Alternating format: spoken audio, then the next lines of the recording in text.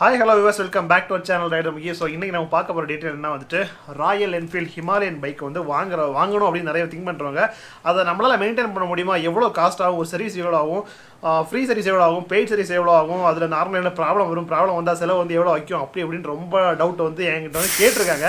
So அவங்களுக்கான ஒரு பதில் நான் லாஸ்ட்டாக சொல்லி தான் நான் பெய்ட் சர்வீஸ் சொல்லிட்டுருக்கேன். ஸோ எவ்வளோ பில் ஆகுதுன்னு சொல்லிட்டேன். ஸோ பெய்ட் சர்வீஸ் மட்டும் இல்லாமல் நான் வண்டி வாங்குறதுலேருந்து இப்போ வரைக்கும் நான் வந்து என்னென்ன பண்ணியிருக்கேன், ஃபுல்லாக ஷோரூம் தான் மெயின்டைன் பண்ணியிருக்கேன். ஸோ எவ்வளோ ஆயிருக்கு அப்படின்ட்டு A to Z with bill ப்ரூஃபோட எவ்வளோ ஒரு ப்ரைஸ் ஆயிருக்கு அப்படின்றத நான் இந்த வீடியோ வந்து ஷேர் பண்ணுறேன் உங்களுக்கு. ஃபஸ்ட்டாக பார்க்க போகிற பில் எதுனா வந்துட்டு நான் வண்டி வாங்குறதுக்கான பில்லு, அதாவது ஸ்டார்டிங் நம்ம பைக் வாங்கும்போது கொடுப்பாங்கல்ல அந்த பில். ஆக்சுவலி இது கன்சிடர் பண்ணக்கூடாது, பைக் வந்துட்டு வித் இன்சூரன்ஸ். ஸோ அந்த பில்லு ஸோ நான் வாங்கும்போது வந்து எனக்கு வந்து ப்ரைஸ் வந்து 2.38 ஆச்சுது. இப்போ வந்து பார்த்தீங்கன்னா நான் சொல்கிறது பெங்களூர் ப்ரைஸ். ஆக்சுவலாக தமிழ்நாட்டில் உங்களுக்கு வந்து ஒரு 15,000 to 20,000 பைக்கோட ரேட்டு கம்மியாக தான் இருக்கும். இப்போ வந்து ரேட்டு பார்த்தீங்கன்னா பெங்களூர் வந்து அரௌண்டாக 2.45 கிட்ட வருதுன்னு நினைக்கிறேன் நான். ஸோ அந்த ரேஞ்ச் வருது, கொஞ்சம் இம்ப்ரூவ் இல்லை, சாரி ப்ரைஸ் கொஞ்சம் ஜாஸ்தியாக இருக்கும் தான். ஸோ இந்த ரெண்டு பில் பார்த்தீங்கன்னா நான் வந்து பைக் வாங்குறதுக்கான பில். ஸோ அதுக்கப்புறம் பார்த்த பில் பார்த்தீங்கன்னா வண்டி வாங்கி நான் வந்து ஒரு 1 or 2 வீக்ஸில் சில ப்ராப்ளம் ஃபேஸ் பண்ணேன். அதில் வந்து ஒரு சின்ன ப்ராப்ளம் ஆகிட்டு நான் வந்து பெட்ரோல் டேங்கில் வந்துட்டு ஏர் ஃபில் அடிக்குது அப்படின்னு சொல்லிட்டு ஸோ அதை ஜஸ்ட் செக் பண்ணிட்டு என்ன பண்ணாங்க, எனக்கு ஒரு பில் போட்டாங்க. எனக்கு ஆக்சுவலாக ஒரு 100 rupees ஒரு பில்லு, அப்புறம் வந்து ஒரு 50 rupees ஒரு பில்லு. இது ஒரு 100 rupees சம்திங் ஒரு பில்லு, இது 50 rupees பில்லு.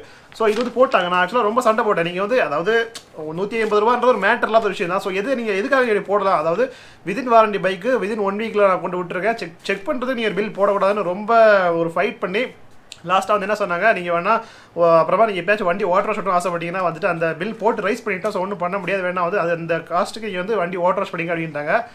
சரி ஓகே அப்படின்ட்டு விட்டேன். இதுக்கு மேலே நீ இது மாதிரி பில் எதுவும் ரைஸ் பண்ணக்கூடாதுன்னு ஸ்ட்ரிக்டாக சொல்லிட்டு அப்படி அதுக்கப்புறம் அந்த மாதிரி பில் எனக்கு அவ்வளோ வரதில்லை. ஸோ இந்த பில் பார்த்தீங்கன்னா ஒரு வேஸ்ட்டான பில் 150 rupees ஆனது. ஸோ இது உங்களுக்கு வராது. நான் ஆக்சுவலாக ஃபஸ்ட்டு சர்வீஸ் பில் வந்து நான் வந்து மிஸ் பண்ணிட்டேன். எல்லா இதுவுமே கிடைச்சி எனக்கு ஃபஸ்ட் சர்வீஸ் பில் வந்து மிஸ் ஆகிடுச்சு. ஸோ 500 kilometers வரும்ல. ஸோ ஃபஸ்ட் சர்வீஸ் வந்து அரௌண்டாக எனக்கு வந்து 1200 கிட்ட ஆச்சு. அந்த ஒரு பில் மட்டும் மிஸ் ஆகிடுச்சு. அவ்வளோ ஓகே. நான் பைக் வந்து எப்போ எடுத்துருந்தேன், நான் வந்துட்டு 27/5/2019 பைக் எடுத்தேன். ஃபஸ்ட் சர்வீஸ் எப்போ பண்ணுற டேட் ஞாபகம் இல்லை, ஏன்னா பில்லும் கையில் மிஸ் ஆச்சு. அதனால செகண்ட் சர்வீஸ் எப்போ பண்ணியிருக்கேன் வந்துட்டு 30/8/2019 பண்ணியிருக்கேன்.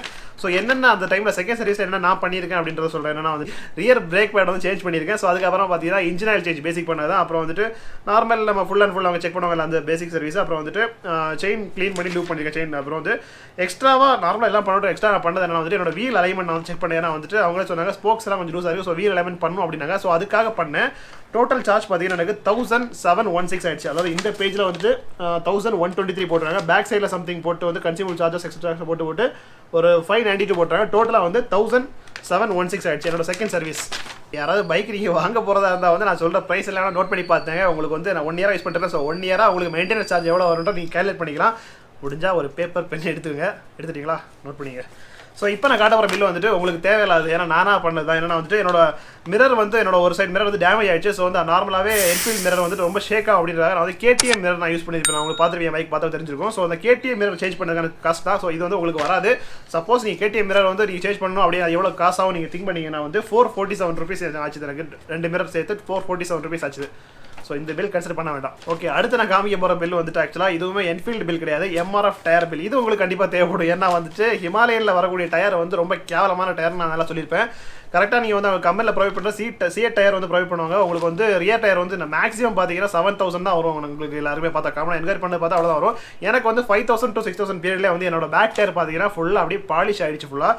நான் வந்து ஸோ அதுக்காக நான் டயர் சேஞ்ச் பண்ணேன். MRF ரியர் டயர் MRF தான் சேஞ்ச் பண்ணேன். சீட் போகல, சீட் ஏன்னா அப்போவே ஆல்ரெடி ரொம்ப கேவலமாக இருக்குன்னு தெரிஞ்சு போச்சு. ஸோ MRF போயிடலான்ட்டு MRF சேஞ்ச் பண்ணேன்.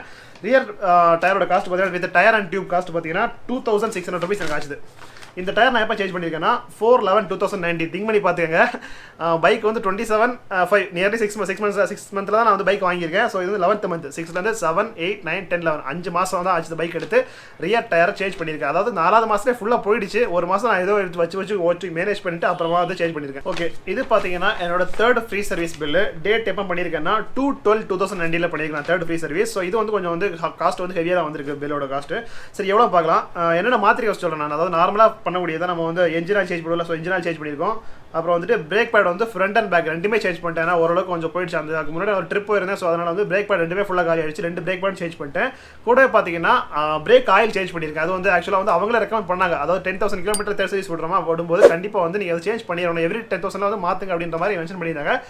ஸோ அந்த ரீசனுக்காக பார்த்தீங்கன்னா நான் பிரேக் ஆயில் சேஞ்ச் பண்ணிட்டேன். அவங்க ரெக்கமெண்ட் பண்ணதால சேஞ்ச் பண்ணிட்டேன், அவ்வளோதான். அதை விட்டு பார்த்தீங்கன்னா போத் வீல் அலைன்மெண்ட் பண்ணியிருந்தேன். ஏன்னா அது சொன்னால் நான் வந்து ட்ரிப்பு போயிருந்தேன். ஸோ வந்துட்டு ஒரு ஆஃப் ரோடு, அதாவது வயநாடு ட்ரிப் நினைக்கிறேன் மோஸ்ட்லி. அது அங்கே வந்து ரோடு ரொம்ப மோசமாக இருந்துச்சு, தாறுமாறாக ஓட்டி எடுத்து கொஞ்சம் வீல் அலைன்மெண்ட்லாம் கொஞ்சம் எக்கத்தப்பா ஆகிடுச்சு நினைக்கிறேன். ஸோ எகைன் வீல் அலைன்மெண்ட் பண்ணியிருந்தேன். ஸோ டோட்டலாக வந்து எனக்கு காஸ்ட் பார்த்தீங்கன்னா இந்த வீலுக்கு வந்து 2025 rupees ஆச்சு. எனக்கு தேர்ட் ஃப்ரீ சர்வீஸ் பில் வந்து 2025 ஆயிடுச்சு. சேஞ்ச் பண்ணதெல்லாம் பார்த்தீங்கன்னா நார்மல், எக்ஸ்ட்ரா பண்ணதுனா 2 பிரேக் பேடு, இன்ஜின் ஆயில், அப்புறம் வந்து வீல் அலைன்மெண்ட். ஓகே, அடுத்து நம்ம பார்க்க போகிறது வந்துட்டு ஃபோர்த் ஃப்ரீ சர்வீஸ், அதாவது லாஸ்ட் ஃப்ரீ சர்வீஸ் எப்போ பண்ணியிருக்கேன்னா 7/2/2020. இப்போ ரீசெண்டாக அந்த February மந்தில் வந்து லாக்டவுன் முன்னாடி வந்து நான் பண்ணது ஃபோர்த் ஃப்ரீ சர்வீஸ், அதான் லாஸ்ட் ஃப்ரீ சர்வீஸ். ஸோ அதில் வந்து என்னென்ன பண்ணியிருக்கேன்னா வந்துட்டு கிளச் கேபிள் ஆக்சுவலாக சேஞ்ச் பண்ண சொன்னாங்க, ரெக்கமெண்டட் அப்படின்றாங்க. கிளச் கேபிள் கண்டிப்பாக சேஞ்ச் பண்ணுவாங்களா. ஸோ வந்து கிளச் கேபிள் வித் அதோட சம்திங் பார்ட்ஸ் அதை வந்து சேஞ்ச் பண்ணியிருக்கு. அப்புறம் பார்த்தீங்கன்னா ஸ்பார்க் பிளக்கும் வந்துட்டு கண்டிப்பாக வந்து இந்த 15,000 கிலோமீட்டர் வந்து மாற்றணுன்ற ரெக்கமெண்டட்னாங்களா. ஸோ ஸ்பார்க் பிளக்கும் சேஞ்ச் பண்ணியிருக்கேன். அதுக்கப்புறமா நார்மல் நம்ம யூஸ் பண்ண வேண்டிய ஆயில், இன்ஜின் ஆயில் அது மாற்றினா எக்ஸ்ட்ராவாக இன்னும் பண்ணேன். என்னன்னா வந்துட்டு எனக்கு வந்து அடிக்கடி அந்த டைமில் வந்து கோன்செட் ப்ராப்ளம் வந்துச்சு. அதெல்லாம் வந்து அடிக்கடி நான் வந்து கேப்பில் வந்து பண்ணியிருப்பேன், சொல்லலாம் போட்டிருப்பேன். நிறைய கேப்பில் போயிட்டு வந்துட்டு கோன்செட் வந்துட்டு சேஞ்ச் பண்ணிட்டேன். அது வந்து பில் கிடையாது, விதின் வாரண்டியில் ஃப்ரீ ஆஃப் பண்ணதால வந்துட்டு நிறைய வாட்டி போயிருந்தேன், அது வந்து பில் கிடையாது. ஸோ அதுக்கப்புறம் பார்த்தீங்கன்னா ஃபோர்க்கில் வந்து ப்ராப்ளம் வந்துச்சு. ஃபோர்க் வந்து நம்ம பண்ணும்போது ஒரு மாதிரி வந்துட்டு என்ன சொல்கிறது, ஹேண்ட்லிங் பண்ணும்போது ரொம்ப இதாக இருந்துச்சு. ஸோ ஃபோர்க் கழட்டி பார்க்கணுனாங்க. ஸோ கழட்டி பார்த்தாங்க, அதுக்கு வந்து ஸோ ஓல்டு ஆயில் யூஸ் பண்ணால் புது ஆயில் யூஸ் பண்ணாங்களா, அது வந்துட்டு பில் ரைஸ் பண்ணிட்டாங்க. ஸோ அது வந்து ஃப்ரீ ஆஃப் இதில் வராது, அந்த ஆயிலுக்கு மட்டும் காசு பண்ணாங்க, அந்த சர்வீஸ் காசு கிடையாது, ஆயிலுக்கு மட்டும் அது ஆட் பண்ணியிருந்தாங்க. ஸோ ஃபோர்க் ஆயிலும் கூட வந்து சேஞ்ச் பண்ணியிருக்கேன். ஸோ இதோட பில் பார்த்தீங்கன்னா டோட்டலாக வந்து 2145 ஆகிடுச்சு. சேம் நம்ம லாஸ்ட் தேர்ட் சர்வீஸும் அதே மாதிரி தான் ஆச்சு. ஃபோர்த்தும் கிட்டத்தட்ட பார்த்தீங்கன்னா 2145 இருக்குது. ஸோ நம்ம மாதிரி கேப்பில் நான் நிறைய வாட்டி வந்துட்டு சின்ன மைனர் ப்ராப்ளத்தெல்லாம் வந்து போய் பார்த்துருப்பேன். அதாவது கிளச்சில் கொஞ்சம் ப்ராப்ளம் வந்துச்சு, அப்புறம் வந்து அந்த ஃபோர்க்கு திரும்ப ஒரு வாட்டி ப்ராப்ளம் வந்துச்சு. அதுக்கப்புறமா கோன் செட்டு நிறைய தடவை அதெல்லாம் வந்து பில் ரைஸ் பண்ணல. விதின் வாரண்டினால வந்து ஜென்ரலாக பைக்கை விட்டு மார்னிங் விட்டு ஈவினிங் எடுத்து அப்படி பண்ணுற மாதிரி இருந்துச்சு. எதுவுமே பில் ஜென்ரேட் பண்ணல, அது எதுவும் பில் கிடையாது, காசும் கொடுக்கல, ஃப்ரீ ஆஃபில் பண்ணதான். அதுக்கப்புறம் பார்த்தீங்கன்னா வந்து நான் 2-3 வாட்டி கன்டினியூஸாக வந்துட்டு எப்போலாம் வந்துட்டுனா 22/2 அப்புறம் வந்து 13/3 வந்து வண்டி வந்து வாட்டர் வாஷ் வந்து ஷோரூமில் விட ஆரம்பிச்சு. அது வரைக்கும் பார்த்தீங்கன்னா வாட்டர் வாஷ் வந்து நான் வெளியே தான் விட்டுருப்பேன். ஏன்னா காசு ஜாஸ்தியாகும், ரொம்ப டைம் எடுப்பாங்க அப்படின்ட்டு ஒரு ஃபுல் டே விட்ற மாதிரி வந்துட்டு வெளியே நம்ம வாட்டர் விட்டுருந்தேன். அதுவே பார்த்தா எனக்கு நியர்லி 150 rupees வந்துட்டு இருந்து. அதுக்கப்புறம் தான் ஒரு ரீசனாக நான் வந்து என்கொயர் பண்ணும்போது 118 rupeesக்கே வந்து 118க்கே பார்த்தா வந்து ஷோரூம்லேயே வந்து வாட்டர் வாஷ் பண்ணிக்கலாம். அதுவும் சூப்பராக பண்ணுவாங்க. அவுட்டர் வெளியே வந்து டீசல் அதுன்னு யூஸ் பண்ணுவாங்களா. ஸோ அது இல்லாமல் பக்காவாக க்ளீனாக நமக்கு சேஃபாக இருக்கும் பைக்கு. அதுக்கப்புறமா நான் ரெகுலராக வந்துட்டு ஷோரூம்லேயே தான் வாட்டர் வாஷ் மெயின்டைன் பண்ணேன். ஸோ அது பார்த்தீங்கன்னா 2 பில் 118 வச்சு 2 பில். ஸோ இது வந்து பெரிய கன்சிடர் பண்ண தேவையில்லை. அவ்வளோதான் வந்துட்டு நம்ம ஃப்ரீ சர்வீஸில் வந்து பண்ணோட 1 இயரில் பண்ணோட முடிஞ்சு போச்சு. ஸோ லாஸ்ட்டாக வந்து இப்போ பார்க்க போகிறது பெய்ட் சர்வீஸில் நான் என்னென்ன சேஞ்ச் பண்ணேன், எவ்வளோ பில் ஆயிடுச்சு அப்படின்ட்டு. இதான் வந்து நான் லாஸ்ட்டாக பண்ண பெய்ட் சர்வீஸ். எப்போ பண்ணியிருக்கேன்னா இப்போ ரீசெண்டாக தான் 26/6 வந்து பெய்ட் சர்வீஸ் பண்ணியிருந்தேன். ஆஃப்டர் லாக்டவுன் இப்போ பண்ணதான். ஸோ வந்து பார்த்தீங்கன்னா அவ்வளோ நாள் அங்கே ஃப்ரீ சர்வீஸில் வந்துட்டு சிம்பிளாக வந்து எதுவுமே பண்ணாத மாதிரி காமிச்சு அப்படி பில் போட்டிருந்தாங்க. பெய்ட் சர்வீஸ் ஆனது தெரியல வந்து பார்த்தா ஷெட்யூல்டு பெய்ட் அப்படின்னு சம்திங் போட்டு 21,000 ஆனோன்னா இதெல்லாம் பண்ணணும் அப்படின்ற மாதிரி ஒரு சார்ஜ் போட்டிருக்காங்க. அப்புறம் வந்து கன்சியூமபிள் சார்ஜ் அது நார்மலாக போடுறது தான். அப்புறம் வந்து நான் நார்மலாக சேஞ்ச் பண்ணேன்னா வந்துட்டு எதுவும் பெருசாக சேஞ்ச் பண்ணல, நார்மல் சர்வீஸ். அப்புறம் பார்த்தீங்கன்னா ஃப்ரண்ட் அண்ட் பேக் வந்து பிரேக் பேட் மட்டும் தான் சேஞ்ச் பண்ணேன். வழக்கமாக அதுவும் பண்ணி எக்ஸ்ட்ரா இதெல்லாம் மாற்றினா கூட வராத பில் வரலாம். 2550 rupees வந்துருக்கு ஃபோர்த் பெய்ட் சர்வீஸில். அதாவது ரொம்ப பெருசுன்னு சொல்ல முடியாது, பட் இருந்தாலும் அவங்க வந்து ஃபிட்டிங் சார்ஜ்லாம் ரொம்ப சார்ஜ் பண்ணாங்க. அதாவது பிரேக் பேட்லாம் ஃபிக்ஸ் பண்ணுறது எவ்வளோங்க ஆகும், சிம்பிளாக வந்து ஒரு பின் லாக் மாதிரி தான் வரக்கூடியது. அதுக்கெல்லாம் பார்த்தீங்கன்னா வந்துட்டு 150 rupees வந்துட்டு பெர் பிரேக் பேடுக்கு, ஒரு பிரேக் பேட் ஃபிக்ஸ் பண்ணுறதுக்கு 150 rupees சார்ஜ் பண்ணி. ஸோ அந்த மாதிரிலாம் வந்து போட்டிருக்காங்க லேபர் சார்ஜ். ஸோ அவ்வளோதான் பெய்ட் சர்வீஸில் வந்துட்டு 2550 rupees ஆகிருக்கு. ஓகேவா, வித் பில். தென் ஃபைனலாக இன்னொரு பில்லு இப்போ ரீசெண்டாக பண்ணது தான். நான் வந்து ப்ரீவியஸாக வீடியோ வந்து போட்டிருக்கேன், பார்க்காதவங்க போய் பாருங்கள். ஏன்னா வந்து ராயல் என்ஃபீல்டு ஆஃபர் விட்டுருக்கா, புது பைக் வாங்குறவங்களுக்கு ஆஃபர், ப்ளஸ் வந்து ஆல்ரெடி இருக்கிற பைக் வந்து விதின் வாரண்டி இருந்தால் வாரண்டி எக்ஸ்டென்ஷன் பண்ணுறதுக்கு ஒரு ஸ்பெஷல் ஆஃபர் விட்டுருக்காங்க போட்டிருந்தேன். ஸோ அந்த இதில் நான் பண்ணது தான் வந்துட்டு எனக்கு வந்து 3149 rupees ஆச்சு. அதாவது பைக் வந்து நார்மல் நான் எடுக்கும்போது 2 years வாரண்டி இருந்துச்சு. இப்போ வந்து புது பைக் எல்லாமே 3 years வாரண்டி கொடுக்குறாங்க. பட் என்ன வாரண்டி தான் ப்ளஸ் எக்ஸ்ட்ரா 2 yearsக்கு நான் வந்து எக்ஸ்டெண்ட் பண்ணியிருக்கேன். 3126 சம்திங் 3149 rupees ஆச்சுது. இப்போ என்னோட வாரண்டி இன்னும் 1 வருஷத்துக்கு இருக்குது. அது முடிஞ்ச அப்புறமா இன்னும் 2 வருஷம் எக்ஸ்ட்ரா வாரண்டியாக நான் வந்து அப்ளை பண்ணேன். ஏன்னா வந்து பைக்கில் ரெகுலராக கம்ப்ளைண்ட்ஸ் நிறைய வரும், உங்களுக்கு தெரியும். ஸோ வந்து இப்படி ஒரு வாரண்டி போட்டு வச்சா பெட்டர் அப்படின்றதா 3000 rupees போனால் பரவாயில்லன்ட்டு போட்டிருக்கேன். அது வந்து போடுறதும் போடாததும் அவங்க சாய்ஸ். நீங்கள் நோட் பண்ணதெல்லாம் வேணா வந்து சும்மா ஒரு ஆட் பண்ணி பாருங்கள். நான் அப்ராக்சிமேட்டாக எவ்வளோ ஆச்சுன்னு சொல்கிறேன். இப்போ வண்டி எடுத்து எனக்கு வந்து 1 year 1 month ஆகிடுச்சு. Free service plus 1 paid service பண்ணியிருக்கேன். எனக்கு டோட்டலாக வந்து ஜஸ்ட் இதுக்கான காஸ்ட் போய் பார்த்தா வந்து எனக்கு 13,000 rupees வந்துருக்கு. அதாவது வித் பில் இருக்கக்கூடியது. நான் வந்து மாடிஃபிகேஷன் பண்ண காசு எதுவுமே ஆட் பண்ணல. ஜஸ்ட் வந்து பைக்கை நம்ம ப்ராப்பராக ஓட்டுறதுக்கு மெயின்டைன் பண்ண வேண்டியது மேட்டரை மட்டும் பண்ணி அதுக்கான சார்ஜ் வந்து பார்த்தீங்கன்னா 13,000 ரூபாய்க்கு எனக்கு ஆயிருக்கு. எனக்கு அந்த வாரண்டியை விட்டு அது ப்ளஸ் நான் எக்ஸ்ட்ரா வாரண்டி போட்டது எக்ஸ்ட்ரா 3000 ஆயிடுச்சு. ஸோ அதை நான் ஆட் பண்ணவே இல்லை, அதை விட்டு சொல்கிறேன் நான்.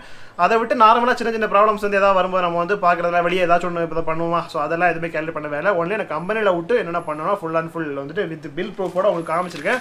ஸோ நீங்கள் பைக் வாங்குறதா இருந்தால் வந்து இந்த அளவுக்கு வந்து உங்களுக்கு வந்து மெயின்டெனன்ஸ் சார்ஜ் ஆகும். ஸோ கைஸ் அவ்வளோதான், வீடியோ வந்து என் பண்ணிக்கலாம். ஸோ எல்லாம் டீட்டெயிலாக எக்ஸ்பிளைன் பண்ணிட்டேன். ஸோ இதில் வந்து ஏதாவது இன்னும் டவுட் இருந்தாலும் கமெண்ட்டில் வந்து நீங்கள் தாராளமாக கேட்கலாம். இல்லை இன்னும் டீட்டெயிலாக வேணும் எனக்கு பர்சனலாக கேட்கணும்னா வந்து இன்ஸ்டாகிராம் ஐடி வந்து டிஸ்கிரிப்ஷன் லிங்கில் இருக்கும். ஸோ அதில் நீங்கள் வந்து கான்டாக்ட் பண்ணி எதுனாலும் டவுட்னாலும் கேட்டுக்கலாம். இந்த வீடியோ வந்து பிடிச்சிருந்தா லைக் பண்ணுங்கள், நிறைய பேருக்கு வேணால் ஷேர் பண்ணுங்கள். ஸோ வந்து ஹிமாலயன் வாங்குறவங்களுக்கு மெயின்டெனன்ஸ் காஸ்ட் எவ்வளோ ஆகும்னு பெரிய டவுட்டில் இருக்கிறவங்களுக்கு பார்த்தீங்கன்னா சூப்பராக கிளியராக எக்ஸ்பிளைன் பண்ணியிருப்பேன், புரிஞ்சிருக்கும். அவ்வளோதான். ஸோ வந்து ஷேர் பண்ணுங்கள். ஸோ அவங்களுக்கு யூஸ் ஆகும். நம்ம இன்னொரு நாள் இன்னொரு வீடியோ சந்திக்கலாம். ஓகேவா? பாய்.